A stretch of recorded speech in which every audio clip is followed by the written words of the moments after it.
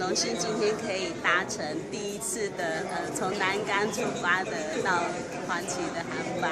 那其实这个听说回程的时候还是要在北竿下船停留之后再上来，再换船回来，我觉得还是很不方便。如果可以直接在像出航的时候从回来的时候不必在北竿下船，把行李搬下船，安检之后再搭另外一艘船回南竿，这样子会给我们旅客带来更多的方便。